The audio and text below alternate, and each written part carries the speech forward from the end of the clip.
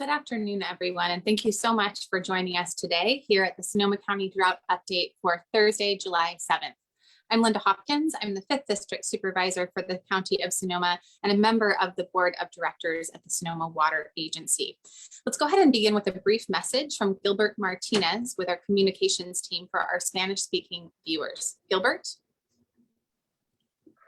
Buenas tardes y bienvenidos a la sesión informativa. Esperamos a tener esta sesión informativa transmitiendo en vivo por nuestro canal de YouTube con interpretación al español. Para escuchar la versión en español, puede usar el link de YouTube que se encuentra en la página del Facebook del Condado de Sonoma. Gracias. Y ahora regresamos para atrás con supervisora Linda Hopkins. Thank you so much, Gilbert. So this is the third of a series of monthly town halls that Sonoma Water will be staging this summer and fall to give you the latest and greatest information on the drought and how it's impacting Sonoma County. We're joined today by a panel of subject matter experts: Brooke Bingaman, the lead forecaster with the National Weather Service; Leslie Choate, an environmental health program manager with the Sonoma County Department of Health Services; Bert Whitaker, the director of Sonoma County Regional Parks; and our county's communications manager, Paul Gullickson. Also want to mention that although they're not part of the formal panel, we do have some additional subject matter experts available to answer questions after we go through our presentations, which includes Don Seymour, Deputy Chief Engineer at Sonoma Water, and he is working with the state on water curtailments, although he wants you to know that he is not the state water board, and so he does not speak for the state, but he can be available to answer kind of questions from a local perspective. We are also joined by Rich Fadness, coordinator for the Surface Water Ambient Monitoring Program of the North Coast Regional Water Quality Control Board, which is a mouthful. And he can answer additional questions about cyanobacteria and brings that subject matter expertise from the Regional Water Board. We are also joined by Andrea Rodriguez and Barry Dugan with Sonoma Water. So really, we're here to give you an update on the drought in Sonoma County, including a new long-term forecast on weather patterns that could impact the amount of rain that we get this winter. We're also going to be focusing on the impact the drought is having on water quality in the Russian River, which I know is near and dear to many of the folks that I represent in the lower Russian River. That not only supplies water for 600,000 people in Sonoma and Marin counties, but is obviously also a beloved summertime destination for not only our local residents in the lower Russian River and upper Russian River, but also thousands of Sonoma County residents and folks from further afield who seek relief from the heat. We're also going to be exploring a little bit about the effects of the drought on recreation along the river and other parts of our regional park system, which is the perspective that Bert Whitaker, our regional parks director, can bring. So at the end, we've made time to answer as many of your questions as we can. There are 3 different ways that you can pose questions to our panelists. If you have joined us via Zoom, please go ahead and type your questions into the Q&A box. If you're watching this on Facebook or on YouTube, you can type the questions into the comment areas below. And then at the end, Paul Gullickson and I will tag team on asking and funneling those questions to the appropriate subject matter expert. Finally, there is one more way that you can ask questions, and that is by emailing our public affairs teams at publicaffairs@sonoma-county.org. Again, that's publicaffairs@sonoma-county.org. And we've got folks who are monitoring that inbox to kind of funnel those questions over to us. You know, as you're going to hear about today, it's very, very difficult to predict when this drought will end. It is now in its 3rd year, and our region's 2 main water storage reservoirs, Lake Sonoma and Lake Mendocino, are near historic lows. As of today, Lake Sonoma is at 53% of capacity, and Lake Sonoma is at 59% capacity. In other words, both are nearly half empty. If you look at the world the way maybe some of us do, on the other hand, at least they're half full, right? There is no guarantee that we're going to be getting enough rain this winter to replenish our reservoirs. And that is why conservation this summer in particular is absolutely critical. Remember that water saved now is water that we can use later. And saving water now will reduce the chance that we will have to take even more drastic measures next year if we have another dry winter. That's one reason why Sonoma Water began cutting flows in the Russian River 2 weeks ago. This action, approved by the State Water Resources Control Board, commits Sonoma Water and its retail customers to a 20% reduction in diversions from the Russian River for the summer and fall compared to 2020. So what that means is that more than 600,000 people who live in Sonoma and Marin counties need to use 20% less water this summer than they did 2 years ago. That sounds like a huge number, but you might be surprised at how much water you can save with a few simple steps. So for water saving tips and programs you can take advantage of to conserve water and save money, visit savingwaterpartnership.org. And that's savingwaterpartnership.org. There is one other important development that I want to mention. Last week, the State Water Resources Control Board issued what are called curtailments to 331 water rights holders in the Russian River watershed, mostly in the upper part of the river. The curtailments actually prohibit those people from drawing water from the river and from some creeks and streams. This action reflects the fact that there is simply not enough water in some locations for folks to continue pumping. According to Mary Callahan's article last week in the Press Democrat, the State Water Board will actually likely issue more curtailments later this summer as the summer progresses. Now, we don't have anyone with the State Board available to answer questions today, but we do plan to delve more deeply into this topic at future town halls, and we'll definitely line up someone from the state in the future to answer your questions. So with that, I want to hand it over to our fantastic subject matter experts for the latest information on the drought. We're going to go ahead and start with Brooke. Thank you so much for joining us from the National Weather Service, and I'm really excited to hear this overview of the current drought conditions and hopefully also a sneak peek at the long-term forecast. Brooke, I'm going to hand it over to you. Okay, thank you, Linda. I'm going to go ahead and share my screen so that I can show you guys a bunch of fun sciencey stuff. All right, so I am one of the forecasters in the NWS Bay Area, and I also lead our climate team. And before we jump into drought and the long-term forecast, I do want to give everyone a heads up that the outlook for the upcoming week into 2 weeks is that much of the Western US is going to be above normal temperatures. So keep your eyes and ears peeled in case we have to end up issuing some heat advisories or even some heat warnings in the next couple of weeks. Now with that, I'm going to go ahead and jump into the drought situation. So what I have here on this slide are 3 places within Sonoma County: the airport, Healdsburg, and Petaluma. And I'm showing you data that represents what's currently happening as well as what has happened in the past several years. Now, the bold numbers next to each location represent how much precipitation we normally get in an average year. And if you look at all these numbers, the biggest thing that stands out is that the last time we had a really good winter was back in 2018 to 2019. Since then, we have been below normal precipitation, and we have had a couple of La Nina winters already. So it's going to be interesting to see how the upcoming winter plays out. And this data represents water years, which starts October 1st to September 30th. That's how California measures the water supply to see if we have enough water to get us through the drier months in summer and early fall. Now, the Climate Prediction Center does a seasonal outlook, and I don't think it's a big shock to anyone that the drought is likely to persist through the summer, because those are typically our driest months. In fact, the only really source of moisture we get during the summer is along the coast. We'll get some drizzle with coastal fog. And then we can also sometimes get a little bit of rain with some monsoon thunderstorms if they drift northward far enough from the desert southwest. The problem with those thunderstorms is that it also can bring lightning, which is a fire risk. So that's kind of a double-edged sword.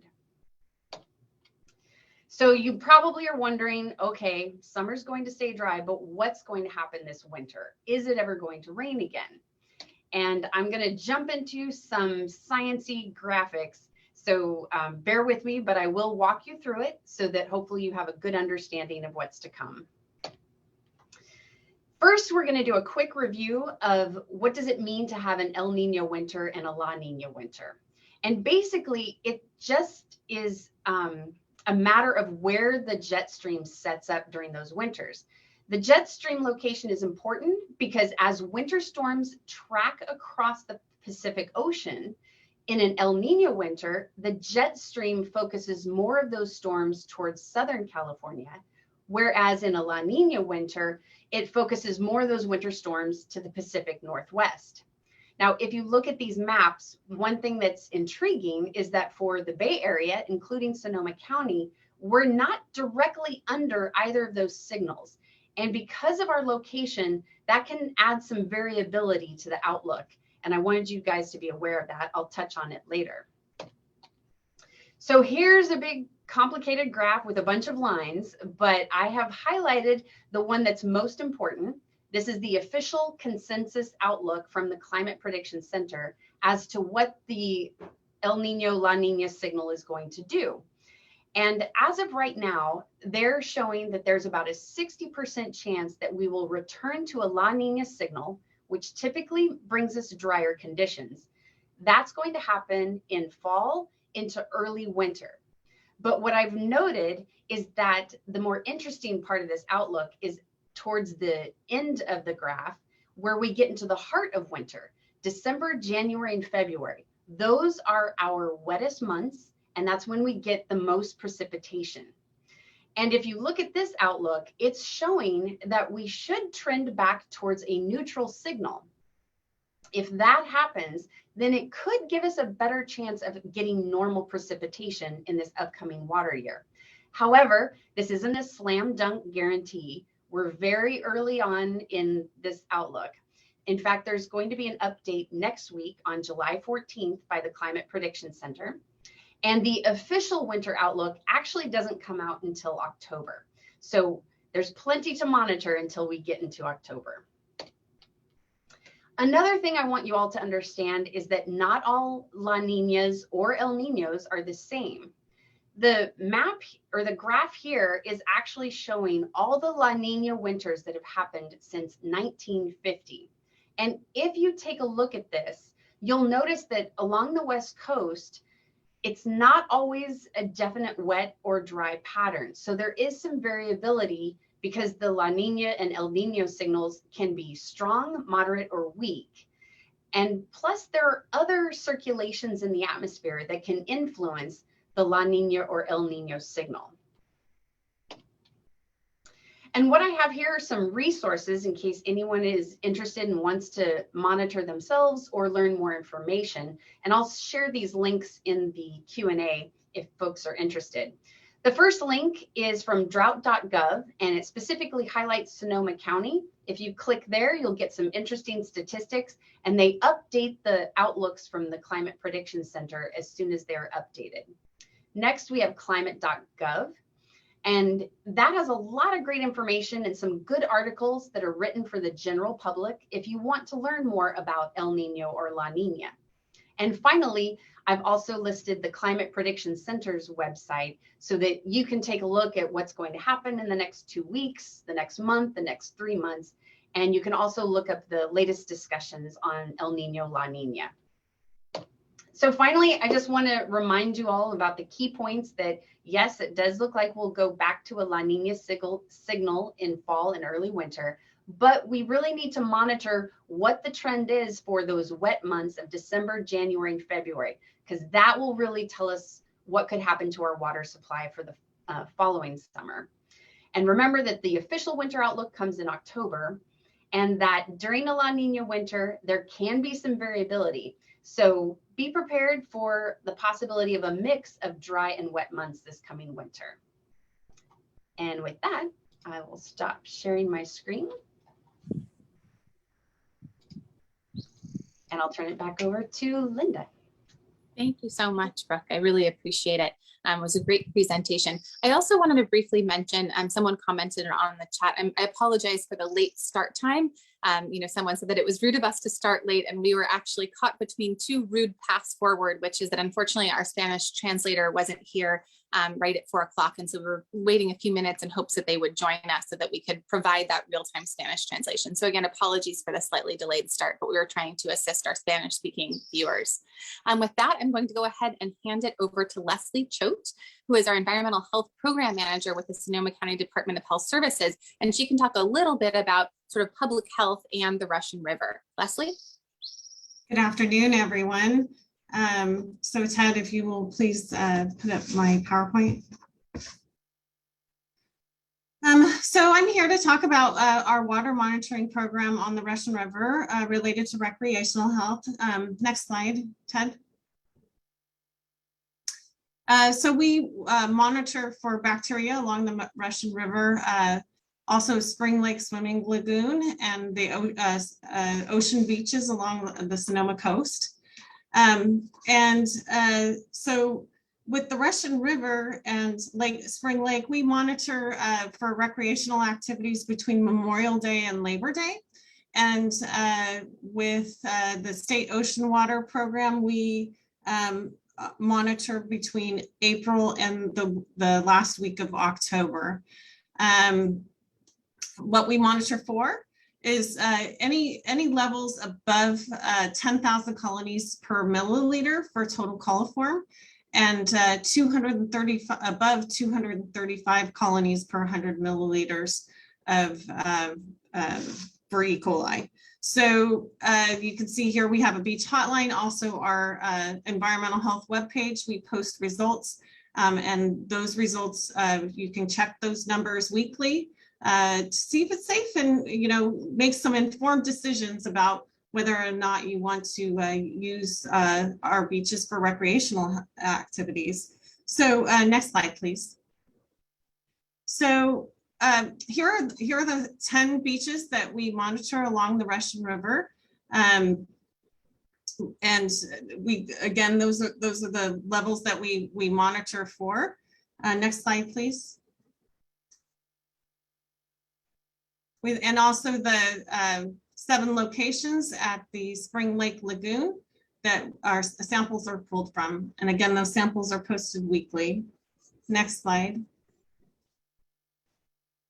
And here are the 7 beaches along the ocean coast that we monitor and take samples from weekly. Next slide. So we're here to talk about what are the impacts to recreational health as related to the drought. And so as the water levels decrease in the Russian River, impacts to water quality increase the possibility of waterborne diseases. And so that's something to keep in mind. Swimmer's itch can happen, higher levels of E. coli and total coliform, also cholera, all kinds of things can happen. So those are all really good reasons why you don't want to just drink straight from the river. But you can still swim in it and have fun and have some of those recreational activities. So the other item that happens is with reduced water flows, we lose the diversity and abundance of fish. Impacts to boating activities with less water, it's less floating, less ability to really enjoy it. And also it promotes the growth of blue-green algae, also known as cyanobacteria is the proper term for it. Keep in mind when we talk about blue-green algae, there's lots of different types of blue-green algae. Cyanobacteria is something that can have toxins associated with that, such as antitoxins, cylindrospermopsin, microcystin. So those are the proper terms that are used to describe those toxins. And those have levels that can be detrimental to health and wellness. And then of course, loss of swimming areas. And these are just a few of the items that are impacted with regard to reduced water flows. Next slide, please.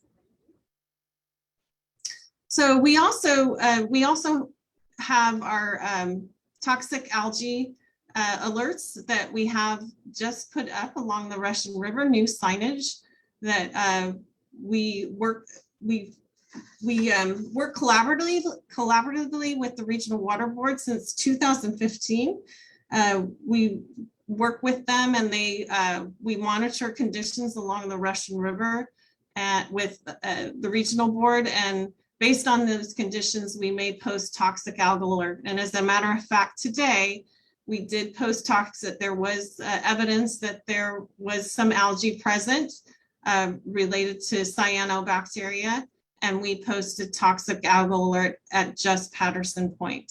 So that's where we're at with that. We follow the California harmful algal bloom guidance, and these signs are part of that guidance. Next slide. These signs are for a different type of cyanobacteria, and they can be prevalent in different locations. And And so there are times that we may post caution based on visual observations, based on the type of cyanobacteria that we find. Next slide. So what are some of the side effects that can be experienced related to cyanobacteria? Sore throat or congestion, coughing, blisters, hives, diarrhea, vomiting. Any of these items, we highly recommend that if after recreating on the river or any location that is the lake that you might be experiencing these things, you should seek your physician, seek out your direction from your physician on how to move forward.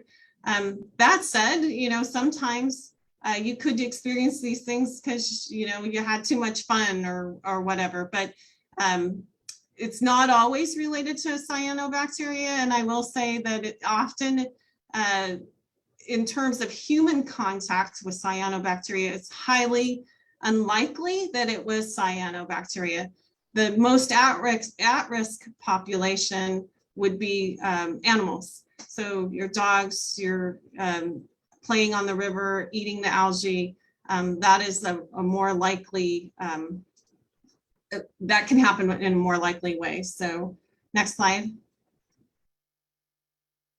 So, you know, what do? We still, you know, still want to have fun. We still want to, you know, recreate on the river. We still want to boat. We still want to do all these things. So we say, okay, let's do it this way. Practice healthy habits. Keep your animals away from the algae.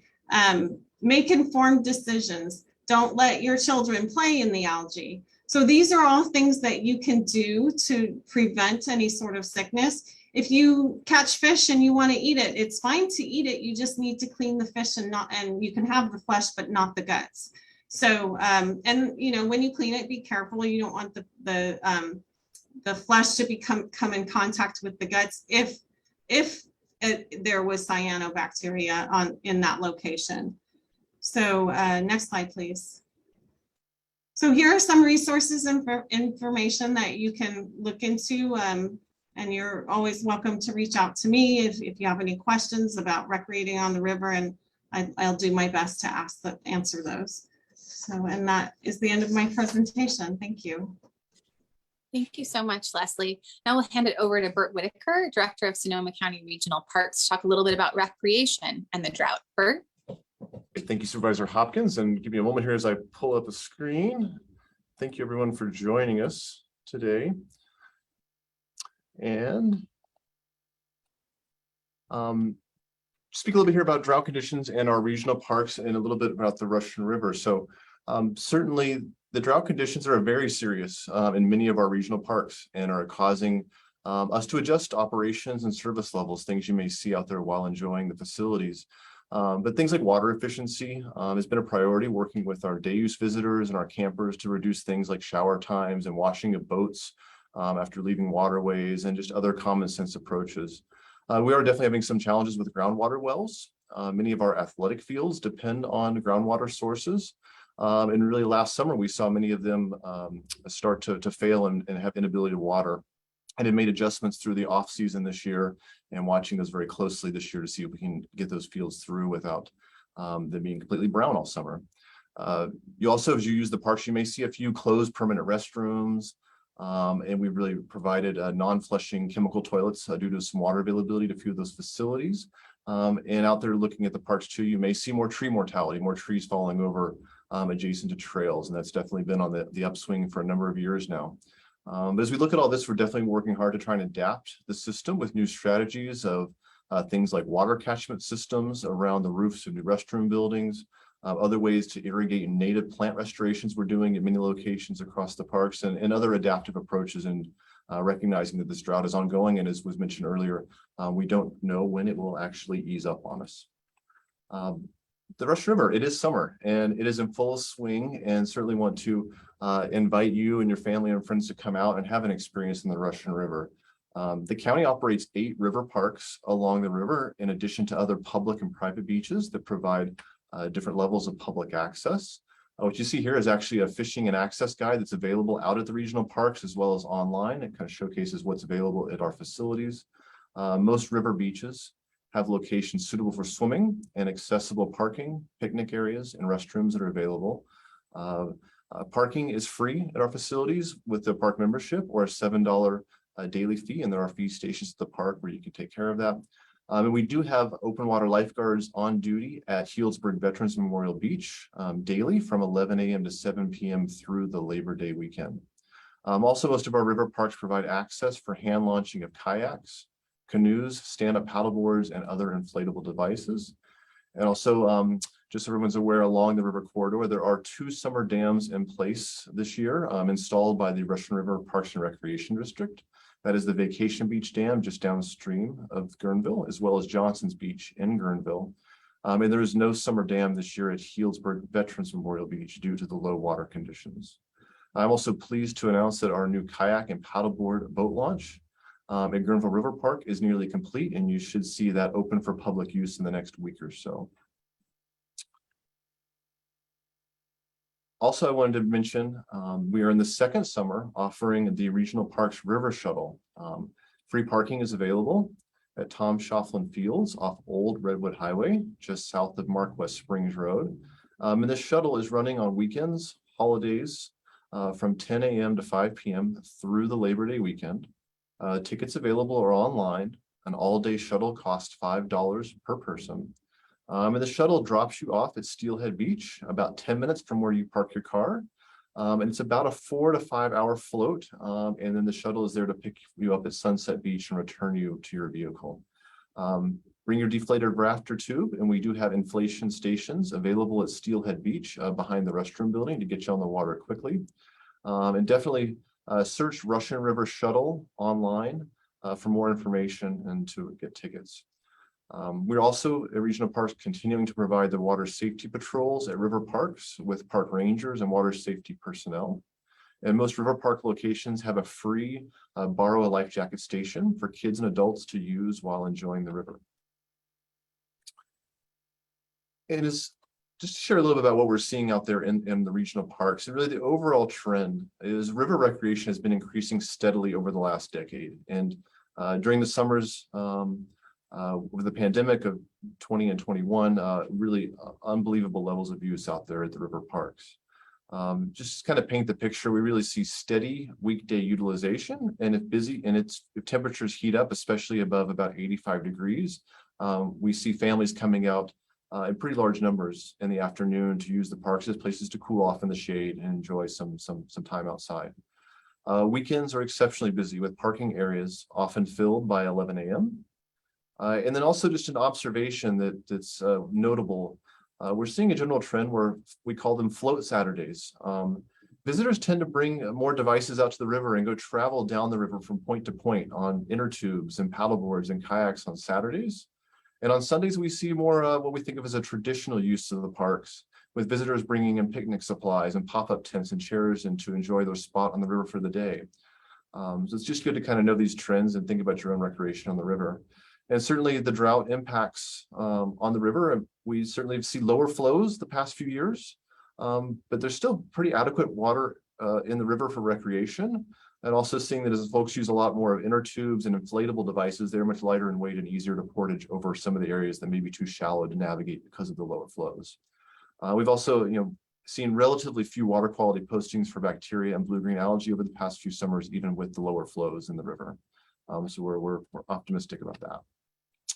And finally, I just wanted to bring you up to speed on a few other little things. Regional Parks has been working closely with our Sonoma County Tourism, as well as the nonprofit Leave No Trace organization, to really look at developing messages and strategies to minimize the impacts to the outdoor experience when visiting our parks. And really just want to encourage everyone to first learn about the parks you plan to visit. There's a lot of information available online. You have to be prepared for crowded parking lots and beaches, especially on weekends and holidays. And a good tip is just to arrive early, especially those living here in the county. It's a little easier to do so. But get there before 10 a.m. or if you're not going to make that time frame, it's really best. You can have a much more calm experience finding parking coming in around 3 or 4 in the afternoon while we still have the longer days of summer. Please avoid parking in neighborhoods. Instead, have a plan B option available. Think about another place you might like to visit. Oftentimes we find river visitors ending up out at the beach and the coast to have an experience out there if the river parks are full. If you are floating the river, take a look at the travel times available on our regional parks website that shows the different pull-in, pull-out locations and about how many hours you can expect for that to float via a kayak. And also certainly be ready for changing weather conditions, especially in the middle and lower river area this time of year. Afternoon winds do come up and can make it more difficult to navigate the river, and fog can quickly roll in and cool things down quicker than you might imagine. Bring plenty of water. Drinking water is not available at many locations. And your dogs are certainly welcome on a leash at most of our river parks. Definitely bring extra water and bags for dog waste. And please make sure those doggy bags end up in the trash receptacle. And finally, be aware of your surroundings while enjoying our river. The river conditions are changing all the time. The Russian River is uneven on the bottom and there are currents in some places, and certainly never dive headfirst in the river. Also be aware cell service does not work in many locations along the river, and as well be extra alert if we are having red flag conditions and the potential for dangerous wildfires that can develop quickly. So with that, I want to thank you for listening, and we'll turn it back over to Supervisor Hopkins. Thank you so much, Bert. So now we are going to go ahead and start with some questions. Some of them have already been answered in the Q&A, but especially for our viewers who are not coming in through Zoom, we're going to ask a few of those again. And there was an excellent question from Fergus Morrissey, and this one was for Brooke Bingaman, our meteorologist on the panel. And so this question was, it seems like higher global temperatures have expanded the latitudinal extent of the ITCZ, in turn shifting northward the position of the subtropical high, where the Hadley and Ferrell cells converge by several degrees. Do you have any thoughts on this? And I want to provide a little bit of context because that's a question that might sort of need a little translation for everyone. So the ITCZ is the intertropical convergence zone, and it is sort of the it's the sort of area basically where the sailors used to call it the doldrums, because the air is rising as opposed to actually blowing with the trade winds, which sort of happens in between where these cells converge. And so sort of the convergence of the cells was known as the horse latitudes, which is where, because there was no wind, the sailors would literally throw their horses overboard in an effort to sort of conserve provisions and make their ships lighter, again, to try to get out of this area. And that is actually where the sort of air is sinking. So in whenever you see sort of air rising, right, that's low pressure, that means more precipitation. Wherever you see it sinking, that is high pressure, that means less precipitation. And so from California's perspective, where I grew up in San Diego is about 32 degrees north. So it's kind of part of that subtropical high area, sort of Southern California and Northern Mexico, where you tend to see less precipitation overall. So it's a very interesting question, sort of long-term climate. How will this impact potentially Sonoma County? So with that, I'll hand it over to Brooke. Yeah, I did see that question earlier and was fascinated by it. I went to grad school in Hawaii, so I often looked at the ITCZ and it was cool to see that somebody else knew about the intertropical convergence zone as well. So I will admit that I haven't looked at any of the latest research to see if it is gradually moving more northward and persistently staying there. But I still have colleagues in Hawaii that I can check with. And I did answer that question and provided my email so that I can do some follow-up with that. But yes, essentially the equator is really warm. The poles are very cold. So where it's warm, it rises, and where it's cold, it sinks.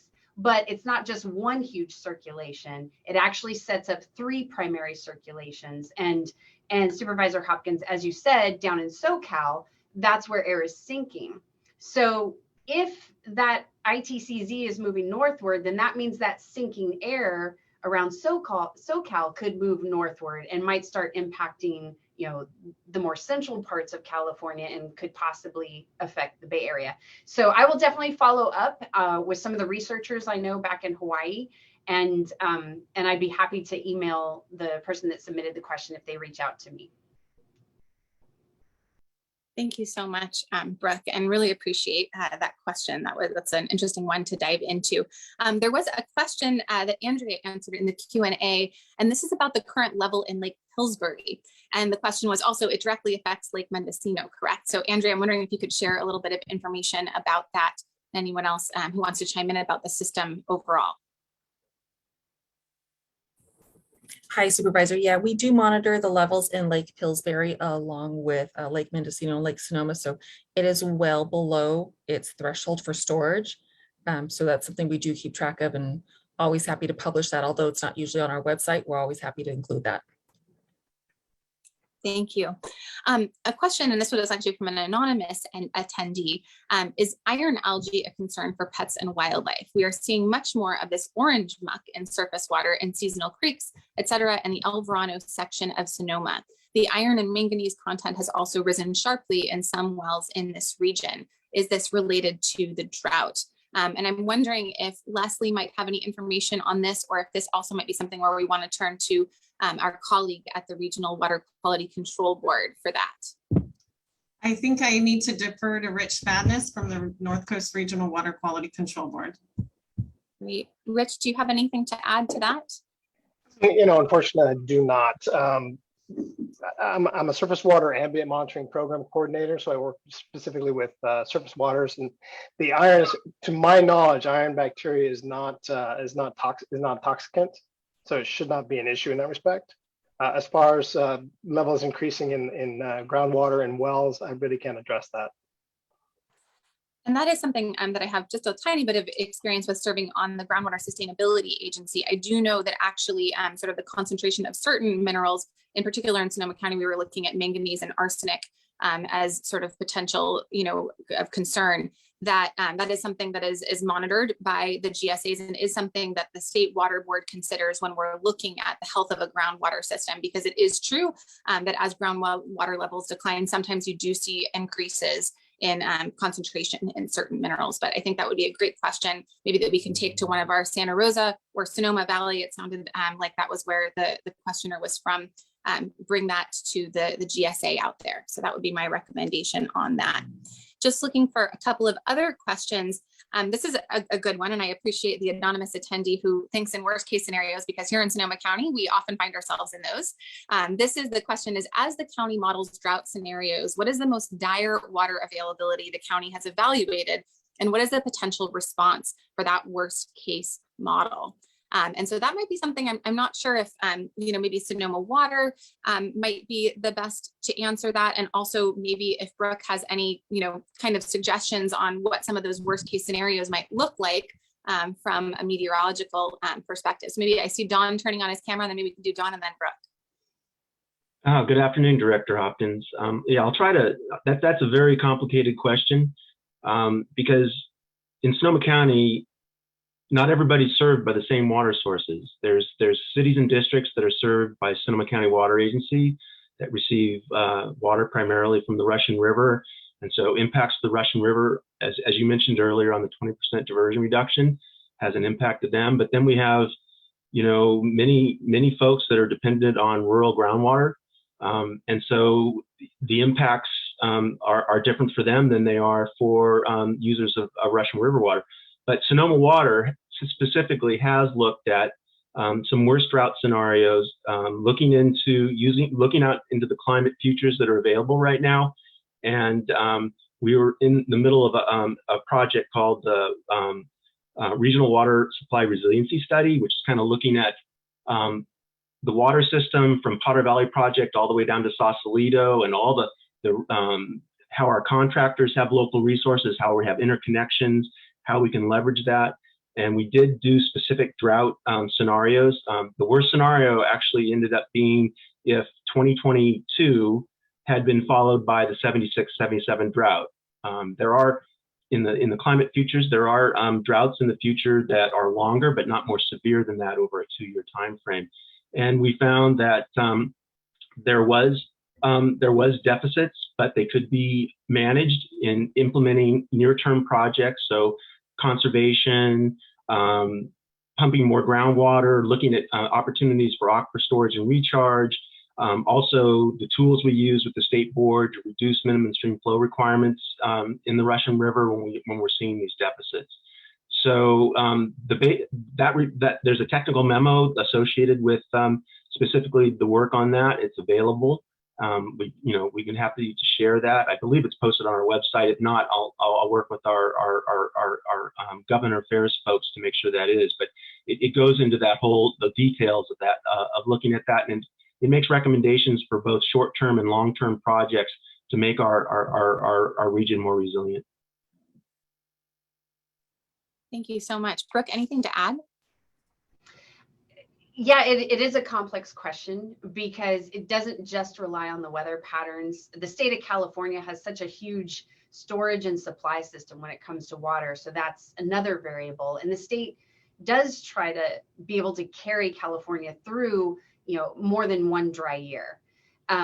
But as we look forward in terms of the climate outlook and what that means for rain patterns, what climate research is showing is that droughts are becoming more frequent and they are often lasting for more than just 1 year. So that trend is likely to continue where we will see these periods of multi-year droughts.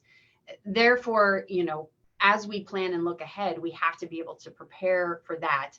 Another interesting note that climate researchers have found is that our winters themselves are extremely variable. And we actually saw that this past winter. October and December were very wet months, well above normal, but yet November and especially January and February were extremely dry. So our winters now, it's no longer just a gradual rain throughout those wet months. It's like feast or famine. We either get an atmospheric river that brings us a lot of rain all at one time, or we have periods that are very dry and below normal. So there's a lot to prepare for and plan in the future as we deal with these changes that we see in our climate. Thank you so much for that, Brooke. And one thing that I do want to mention, sort of your taxpayer dollars at work, is that the Board of Supervisors voted unanimously to set aside $5 million for a quote unquote water bucket of funds, which will address actually not only drought, but also flooding, recognizing that those sort of instances are going to be occurring with increasing severity and frequency in the years to come, both drought and flooding, as Brooke just described. And so we're going to be working to make sure there are projects sort of throughout the county, north, south, east, west, that really kind of look at addressing those and creating some holistic solutions. I do have a question from John for Bert Whitaker from Regional Parks, and then I'll hand it over to Paul, who's monitoring other different sort of questions so that we're not just all doing the Zoom questions. So question from John is, trees on the hillsides are showing much more stress. How are we monitoring forest health and fire danger in our parks? Wonderful. Thank you for the question, John. And no doubt about it, we are seeing, like I said, increased trees, really drying to a point and actually collapsing well before we would expect them normally to. And I think, as Brooke was describing here, this ongoing multi-year trend of these shorter duration, higher intensity events, really with all the vegetation types we're seeing in Sonoma County, you're seeing that that moisture level is not increasing in those vegetations the same way it would have pre these ongoing drought years of the forest getting drier and drier, and certainly working closely with our fire partners, the Sonoma County Fire and CAL FIRE. The report I get from them out looking at our forests and our parklands around the general forest health issue is that, this is a huge strain on these forest ecosystems. Our approach in real time currently has been to work pretty aggressively throughout the open space preserves we manage, numerous ones around the county, around really just these fire safe corridors of shaded fuel breaks and places for emergency access. And we're beginning some work on some of our projects in the coastal forest zone, trying to look at a longer term strategy of how do we work and adaptively manage this for the best outcomes over time. But it's a huge challenge right now. There's no doubt about it. It's concerning, and the forest is having a rough go with it, with how dry it is at. It definitely increases the fire conditions, especially during these expanded fire seasons. Thank you, Bert. And I think that also kind of underscores, especially when we're looking at the drought and then having a really severe, atmospheric river come through, that we see a lot of tree falls. And West County is kind of known for that, unfortunately, for redwoods coming in and making an entrance into someone's living room uninvited. And yet I think we're seeing even increasing severity and frequency of those kinds of incidents as well. With that, I will hand it over to Paul to take some of those questions that we're seeing on Facebook and via email. Okay, thank you, Linda. As Supervisor Hopkins mentioned earlier, there are just a reminder about how you can pose your questions today. For those joining us on Zoom, the webinar, you're welcome to post your questions in the Q&A box at the bottom of the screen. If you're watching it on Facebook or on YouTube, please type your questions into the comments area at the below. You also are welcome to email us questions directly to publicaffairs@sonoma-county.org. That's public affairs, one word, at sonoma-county.org, and we have staff monitoring that inbox. We're getting a number of questions. We have received a number of questions that I'm going to direct toward Leslie. And this really has to do getting back to some general questions about river safety. And the real question is, I'm going to group these together, if you will. Is it safe for me and my family to swim in the river? And is it safe for my dog to drink out of the river? And the third question would be, how long does the blue-green algae last, and when can we expect it to go away? Leslie? So it's safe to recreate on the river. We just put out that you should practice healthy habits. When recreating on the river, you should go home, shower, clean up, don't linger. Don't play with the algae, don't eat the algae. I know that people are not going to do that, but sometimes animals do. Dogs have a different physiology, in that they can drink that and it doesn't the water, but they shouldn't really drink or eat the algae, because you don't know what type of algae they might be eating. So if it's cyanobacteria, they could get a bit of it, and if it has antitoxin or any of the other toxins in it, it could have ill impacts on them. So typically it doesn't happen. I mean, it has happened where a dog has died on the river, and it was found that it was related to a toxin, but that was several years ago. And there are instances where dogs get sick and things like that, but a lot of times it may be related to their stomach flipping. I've had instances like that where I get a call and they think it may be related to cyanobacteria, and it wasn't.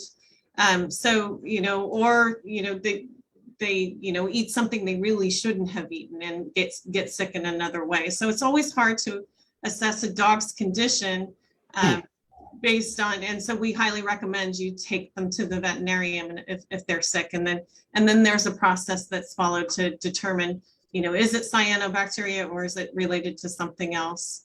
What was the other part of your question? It had to do with how long does the blue-green algae traditionally last, and when can we expect it? So unfortunately, blue-green algae is here to stay. It is not something that is going to go away completely. I think that we can anticipate that we will be seeing this during the summer, every summer. It is more prevalent at certain times of the year, May through October. But the highest levels and conditions, they really start in July and kind of go through September. It starts to die off, and once it dies off, the toxins they get released, and they go down the river, and they're mixed, and then they dissipate as best I can describe it. They don't really dissipate, but they mix, and it's not as much of an issue as it is at first. So if you see something like, and this is not typical on the river, but if you're at a lake and you see that thick neon green paint looking substance on the green, don't let your dog go in there, because that is definitely an algal bloom, and you're putting your dog at risk. That is typically not what is seen on the Russian River, and so but it's something to be aware of as you recreate on lakes and things like that. Yeah, stay away from it. Well, that leads to the next question, which I'm going to pose for you and to Bert, which is how should people report problems if they see something related to water quality or leaks or something to do with water? How should people go about reporting those? They can call environmental health and put in information. There's also the Regional Water Quality Control Board, if you believe it could be cyanobacteria related. As far as other items, I'll defer to Bert. Thank you. Yeah, definitely. And many folks report directly to Regional Parks itself via our parks@sonoma-county.org email. Or call us and work closely with the different organizations to make sure that we're tracking what's going on and getting the resources out there to look at things. So, okay. Yeah, and I also want to make a pitch for the county has just debuted our new SoCo Connect app. It's formerly SoCo Report It. It's now SoCo Connect, and you can get that on your phones. But it's an easy way to report issues you see, anything from hazardous trees to plug culverts to abandoned vehicles. It's a great way to report any issues you see. And you could get that Connect app is available through app and Google Play stores. You can also or email directly to SoCo Connect support at sonoma-county.org. SoCo Connect at sonoma-county.org. If you have questions about any problems on that. So Linda, I'll go back to you now. Great, just looking to see some other questions that we've got in our Q&A. There are a lot of questions about sort of continued building and, increased water demand. And Barry provided some really thoughtful answers to those questions. So Barry, I'm wondering if you could share a little bit of information about, basically the question is, why is there no moratorium on continued building? Where is the water for sort of future development going to come from? So if you wouldn't mind sharing some information, that would be great. I'm happy to do that, Supervisor Hopkins. The Sonoma Water, just to start, Sonoma Water, which provides water for about 600,000 residents in Sonoma and Marin, doesn't have any land use authority. So we have no control over permits or development. Though that authority rests with each of the cities in the county, in addition to the county government for those rural areas, so the unincorporated areas. Each of the cities has what's known as an urban water management plan. And within those plans, there are water shortage contingencies so that, for instance, in the city of Santa Rosa, if they are under a 30% reduction, there's an automatic, that triggers some water use restrictions that are even more stringent than the current 20% voluntary rates. And all of the cities have those requirements and those restrictions. The other issue that is important to keep in mind is that the state requires each city to provide its fair share of housing. So cities and counties don't really have a lot of say in whether or not housing can be approved. I mean, they have certain planning requirements and certain guidelines that have to be followed, but housing has to be provided by order of the state. So just to say, it's really not that easy to declare a moratorium on building or a moratorium on new water connections. That's really a drastic sort of last step of last resort, I would say. I don't know if that answers the question, Supervisor. That was very helpful. Paul, do you have any last questions before we wrap up from Facebook or from email? No, I think we've covered a lot of the big issues. I know people have a lot of questions. We encourage people to go ahead and send any questions they have to publicaffairs@sonoma-county.org, and we will be happy to pass them along to our panelists and get answers for you if you didn't get your questions answered. But we want to thank all of our panelists for being here. Also, just one more thing, Supervisor Hopkins, we did have problems with our Spanish translation today, but I did want to let everybody know that this we will have this translated. We'll take a recording of this and have it translated and reposted on the YouTube page in the days to come as soon as possible. So we will address that going forward. Thank you so much, Paul. And if it's okay with the panelists, I know that we started 5 minutes late, so I just was wondering if you can stick around for another 4 minutes and we can do kind of a lightning round. There were some questions that we didn't get to. So if there was a question that you really wanted to answer rapid fire, or one message that you really just wanted to impart to folks before this meeting winds down, go for it. Sort of lightning round of a minute each or something like that. I'm not going to time you though. There will be no, sort of buzzer or anything like that. I mean, we can just go in kind of the order that we started with. So Brooke, do you want to go ahead and jump in? Any final thoughts? Yeah, the main thought that I want to convey to everyone is because we have so much variability in our winters, please be prepared for both significant flooding if we get atmospheric rivers. But as Supervisor Hopkins mentioned earlier, please also continue with conservation efforts.